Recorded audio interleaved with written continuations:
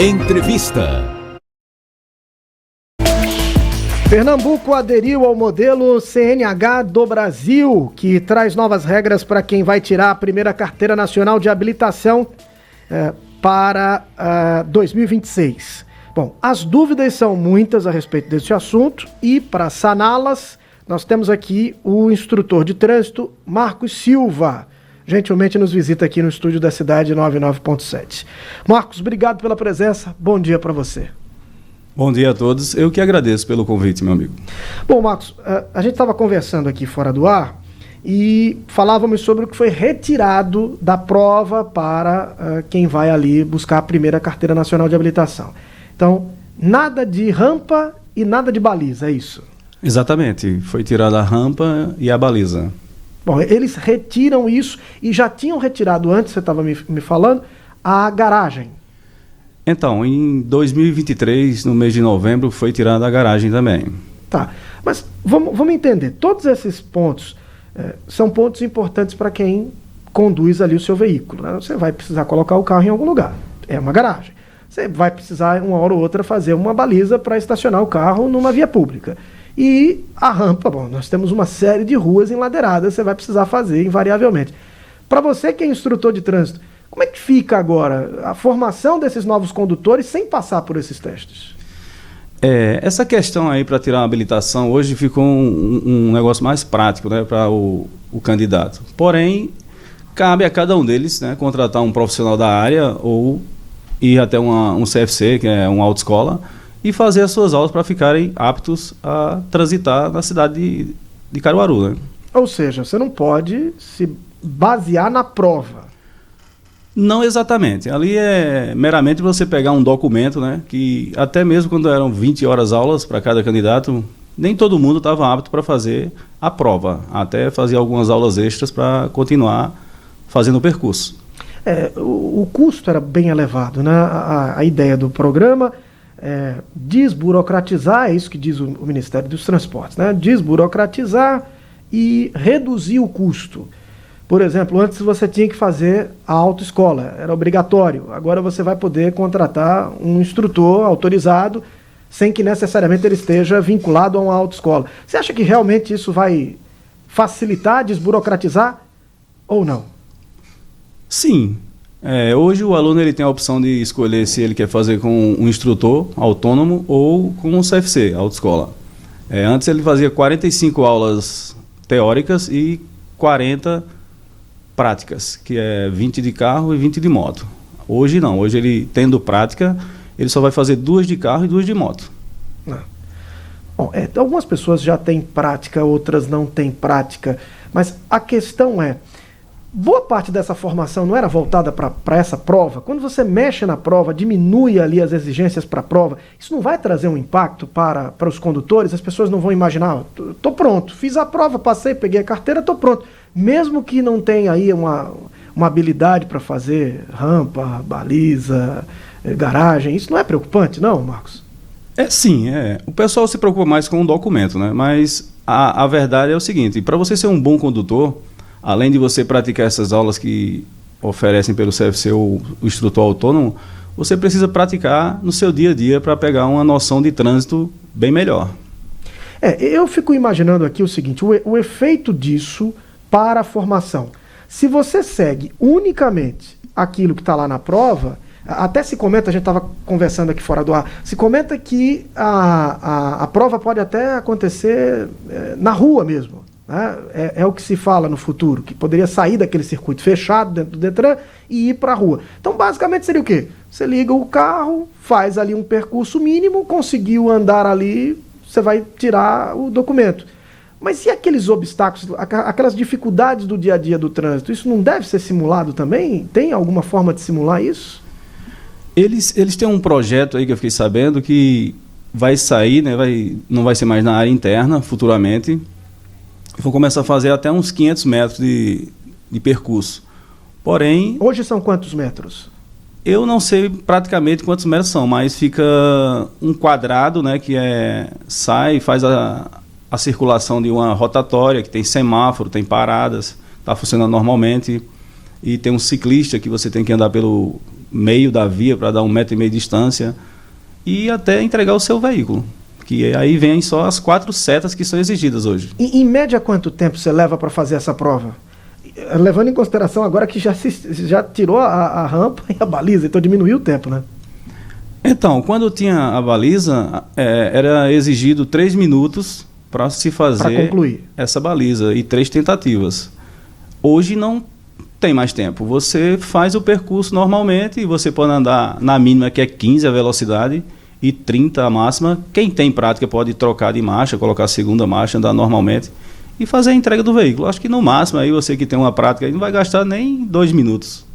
Eu fico me perguntando isso. Se você tem prática, você troca para a segunda marcha. Se você não tem, você vai com a primeira marcha. Mas ninguém anda na rua em primeira marcha. Será que o condutor está preparado para, de fato, dirigir no ambiente comum do trânsito depois de fazer uma prova assim tão fora da realidade?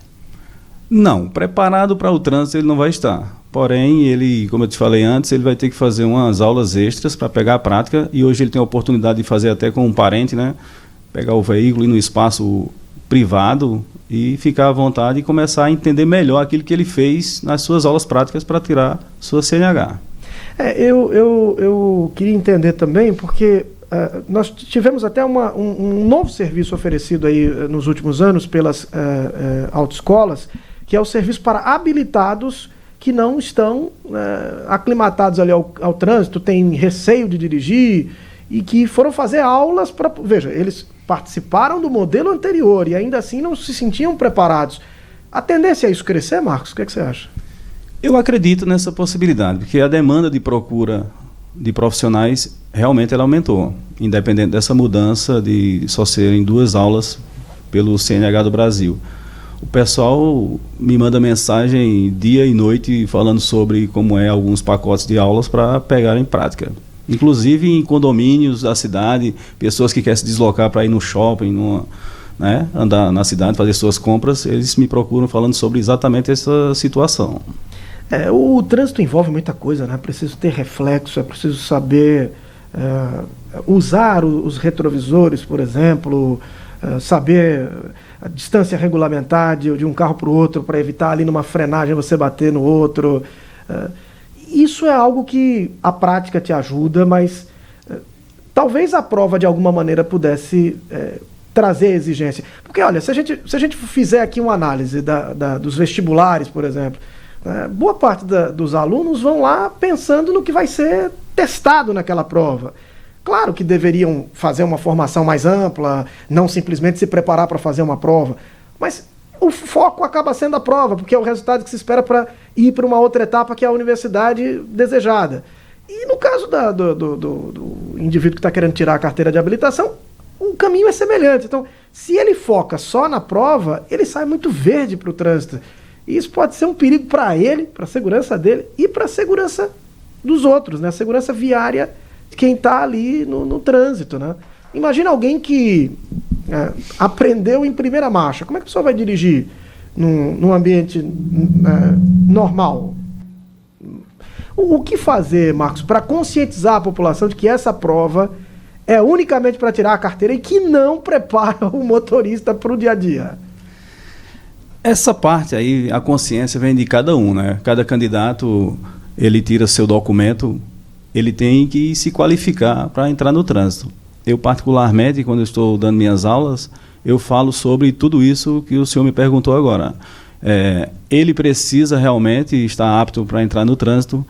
A situação maior hoje chama-se noção de espaço. O aluno ele fica com muita dificuldade de estacionar o carro. A questão da guia, ele não sabe se está perto, se está longe. Me perguntam muito sobre essa questão, até os pontos que existem no seu veículo para ele obter essa situação. E eu passo exatamente dessa forma. Costumo fazer para ele entender o que é ficar na sua direita, permanecer nela. Inclusive, quando o aluno já é habilitado, eu posso fazer algumas aulas na rodovia também, eu faço na cidade, no centro da cidade, faço todo esse trajeto para ele entender o que é o trânsito. Então, eu acredito que cada profissional, se ele entrar nesse caminho, ele vai conseguir ajudar mais e mais as pessoas que estão procurando esse espaço. Me explica um pouco como é que é o passo a passo da aula. Assim. A aula número 1 O que é que se explica ali para o aluno e como que é a evolução até que o instrutor percebe que ele está em condições de fazer a prova? Desses meus 19 anos de profissão, eu sempre fiz e venho evoluindo cada vez mais, graças a Deus, é estar preparado para ensinar o aluno aquilo que ele procura, que ele necessita. E o passo a passo, primeiro, é ele conhecer o veículo. Saber ajustar um banco, saber regular os retrovisores para melhorar a sua noção de espaço. E, por último, colocar o cinto. E depois vem os acessórios do carro, né? O painel em si. Aí vem a parte de entender o que é uma embreagem, o freio, acelerador. Como o seu veículo ele tem a opção de rotação do motor que dá a força do carro para sair normalmente, eu costumo mostrar ele primeiro os 2 pedais que são embreagem e freio, e depois eu adiciono o acelerador para ele entender como é uma saída quando o carro está mais pesado, digamos assim, tem mais passageiros no carro, que ele não sai dessa forma. E automaticamente mostrar como é que se faz uma troca de marcha, uma redução de marcha, né? Tem alguns bairros aqui na nossa cidade que a gente tem essa vantagem de fazer esse tipo de aula. Então, nesse caso, o aluno vai aprender em que momento ele vai passar ali da primeira para a segunda, da segunda para a terceira. Como é que se ensina isso? No meu caso, por exemplo, eu observo ali a rotação do motor, né? Passou ali de 2.000, 2.500 rotações, você faz uma troca de marcha. Tem quem faça um pouco mais à frente, tem quem faça pelo barulho do motor. Como é que você ensina isso para o aluno? Sobre essa questão aí, eu faço essa parte para ele entender exatamente. A gente trabalha com o conta-giros, que tem no painel do veículo, chegar a 1.500, 2.000 giros aí. Tem a parte de velocidade, né, que o carro lhe dá também. Para quem está iniciando, a gente coloca de 15 a 20 km para troca de cada marcha, qualquer uma delas. Pode ser da primeira até a 5ª marcha, que não tem problema nenhum de você chegar numa velocidade de 20 km cada uma após cada marcha trocada e fazer a sua troca. E vale também quando você quiser reduzir a marcha, né? Se você está em 5ª, primeiro você vai tocar no freio, vai reduzir, tipo, está em 100 km, vai cair para 80, vai cair para a 4ª marcha, e vai assim sucessivamente até chegar na 1ª marcha e parar o seu veículo. O vilão de todo mundo que está aprendendo a dirigir, o carro morreu, como é que faz para evitar isso? E uma questão aí da prova também. Antes, se o carro parava de funcionar, você tinha uma quantidade de vezes que isso podia acontecer, não podia acontecer muitas vezes. Como é que está agora? E como é que faz para o carro não morrer? Que é o desespero ali dos alunos.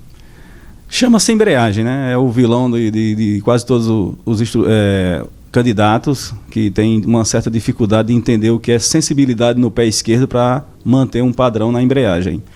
E essa questão de ser reprovado por conta de uma estancada no carro, ela diminuiu, porque a pontuação do candidato ela vai aumentar para 10 pontos. Então, antes, o aluno estancasse 2 vezes o seu veículo, ele seria reprovado. Eliminado, né? Eliminado. Agora já não é assim. Mudou. Ele tem até 10 pontos, então ele pode ficar 2 ou 3 vezes, ele vai ter 9 pontos, digamos assim, se for 3 pontos ainda. Só com 11 pontos é que hoje ele é eliminado. Tem algumas pessoas que, para evitar o estanque do carro, usa o pé ali o tempo inteiro na embreagem, mas do ponto de vista mecânico isso é horrível, né? Que a embreagem vai ter ali um desgaste. O que você ensina pro aluno para o carro não estancar e ao mesmo tempo ele não ficar lá com o pé descansando na embreagem o tempo todo com medo que isso aconteça? Então, na minha aula, quando eu peço para o aluno soltar a embreagem até o final com sensibilidade, existem pontos, né? Na mente, assim, quando eu peço para ele soltar sensível o pé, ele contar pelo menos 2 segundos na mente dele, dar uma pausa, que o próprio carro ele diz a você o momento que é o ponto da embreagem, chamada meia embreagem.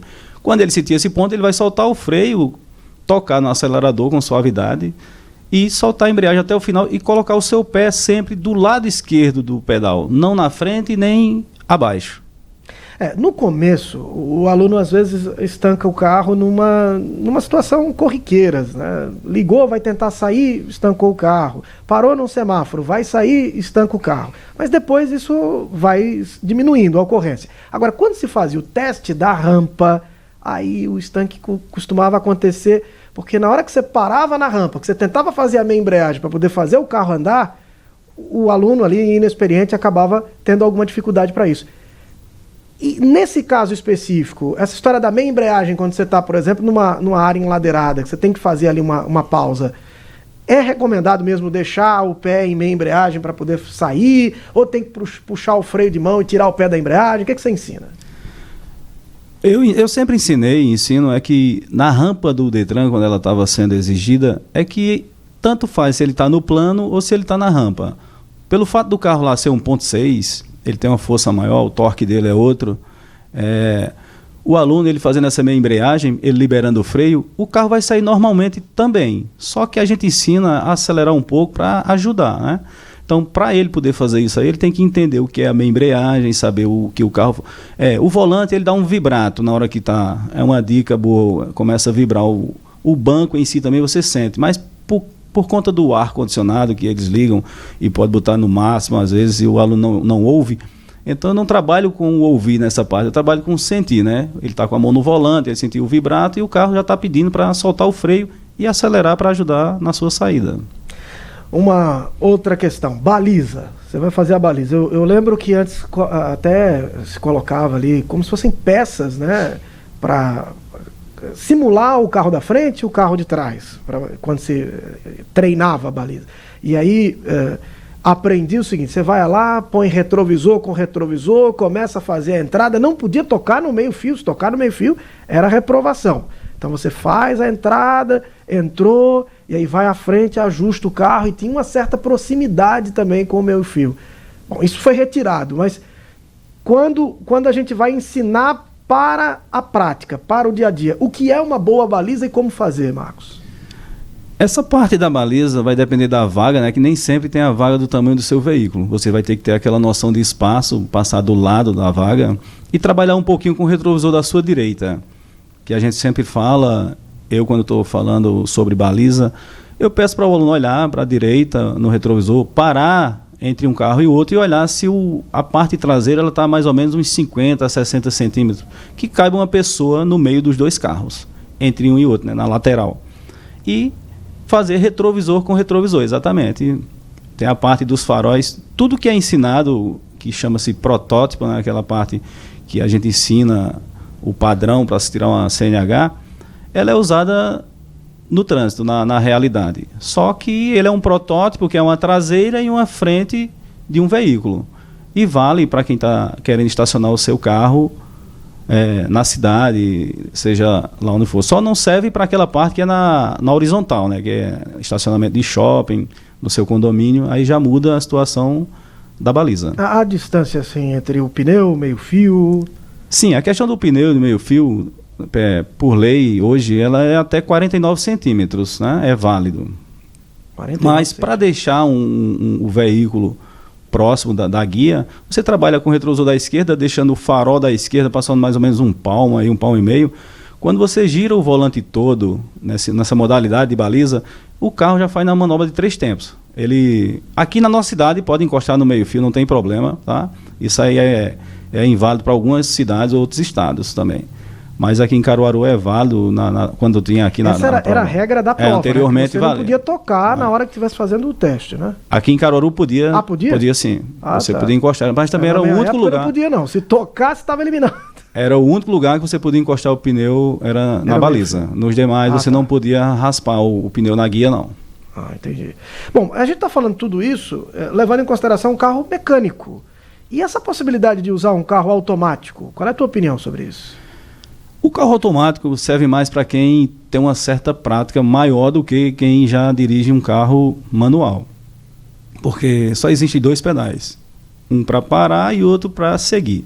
Mas como o psicológico do aluno, às vezes ele muda, ele esquece um pouco do pedal e vai acelerar muito mais do que precisa. E o carro automático ele vai responder mais rápido que o manual, né? A gente tem a vantagem de ter uma embreagem, pedir para apertar e tirar toda a força do carro.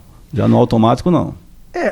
Marcos, eu fico numa dúvida, porque é o seguinte, as pessoas costumavam aprender, né, num carro mecânico, de câmbio mecânico, né? Então, você tinha que lidar com as dificuldades assim, de um carro básico. Por exemplo, eu quando tirei a carteira de habilitação, alguns anos atrás, A direção era mecânica, nem hidráulica era, né? E o câmbio era manual. Você tinha que lidar com aquilo. Quando você pega um carro automático, você vai ter facilidades. E acho que é mais fácil adaptar alguém que aprendeu no mecânico para dirigir no automático do que o contrário. Não é prejudicial, não, você aprender no automático. Como é que você faz? Se o cara pegar um carro mecânico, ele está habilitado. Na teoria ele pode pegar um mecânico, mas será que ele vai saber usar a embreagem? Ele vai saber usar o câmbio mecânico se ele já aprendeu no automático? Eu sempre falo o seguinte, quem dirige carro automático tem mais dificuldade de pegar um manual. Já é o contrário de quem começa no manual para o automático, ele se adapta melhor e bem mais rápido. É uma regra que existe também quando você pega um carro que ele também tem direção hidráulica e começou no mecânico e vai para o hidráulico, é a sensibilidade, né? Fica mais leve o volante, essa questão de... Tem uma regra que eu falo para o meu aluno que é o seguinte, volante tem 3 situações, você não aperta, né? Não fica pressionando ele, não empurra ele para frente e nem fica puxando para trás. Você simplesmente fecha sua mão nesse horário aí que tem os dois, que é de 15 para as 3 ou 10 para as 2, que você vai ficar sempre com segurança no volante. E fazer manobras pequenas. Tem a regra do 12 horas, 6 horas, que chama-se meia volta, uma volta, para entender o que é alinhar um volante, quantas voltas são. Então, tudo isso eu passo para o aluno e depois que ele está entendendo isso é que eu começo a fazer a minha circulação para ele ter a conversão à direita, conversão à esquerda e fazer tudo com segurança. A gente tem hoje uma grande quantidade de carros automáticos. Há quem diga que é uma tendência da substituição, até um ponto que não existam mais os carros mecânicos, mas acho que isso vai demorar um bom tempo ainda para acontecer. Você advoga que o correto seria aprender no mais difícil, porque aí, para fazer o mais fácil, seria algo fluido? Ou você acha que se é a realidade do indivíduo, se ele tem um carro automático e considera que assim vai ser, assim vai ser sempre a realidade dele, ele pode tirar a habilitação no automático? Na minha opinião, isso aí é meio que relativo, né? Tem pessoas que se adaptam melhor para o automático, tem outras que se adaptam para o manual. E tem pessoas que se adaptam para os dois. Então, cada um vai ter que ter consciência de que existe modalidade diferente. Se ele aprendeu no manual, quando eu comecei a dar aula, eu comecei exatamente no caixa dura falada, que ele não tinha direção hidráulica. Então, tinha pessoas que eu tinha que ajudar realmente para ele fazer a baliza, né? Puxar o volante na aula, até ele ter a força normal e fazer essa prática. Era quase um exercício. Exatamente. Né? Ele tinha que fazer essa manobra, porque não tinha essa opção de ter um carro hidráulico na época. E essa questão de troca de marcha, para quem está iniciando no manual, para ele pegar um carro automático, vai ser bem mais prático, mais fácil, porque aí ele já vai entender que aquele ali só precisa botar na tal letra específica para ele sair com o carro, seja para frente ou para trás, e esperar o carro desenvolver sozinho. Bom, para a gente fechar, diante da tua experiência, com todas essas alterações propostas aí nesse programa CNH do Brasil, você acha que é algo positivo, vem para ajudar, a consequência para as pessoas, para o trânsito, você acha que vai ser positivo? Ou você está ainda com desconfiança, acha que essas alterações podem trazer algum prejuízo para o trânsito a médio e longo prazo? A minha visão sobre isso aí, sobre positividade, é só questão de valores. Em relação ao trânsito, como eu sempre falo, cada condutor ele vai ter que se locomover para pegar aula com alguém que seja especialista em trânsito, né? Seja um instrutor autônomo ou uma autoescola qualificada para ajudar ele, e saber que só tirar um documento não está dizendo que ele está apto para o trânsito. E ele, quanto mais aulas ele fizer, seja todos os dias, ele vai ficar bem melhor para o trânsito e com segurança. Marcos Silva é instrutor de trânsito, conversou conosco aqui no Cidade Entrevista. Marcos, muito obrigado pela presença e até uma próxima oportunidade. Eu que agradeço e espero estar aqui outras vezes mais. Obrigado. Voltamos em instantes. Manhã Cidade. Você aqui no Manhã Cidade continua com a gente em 99.7.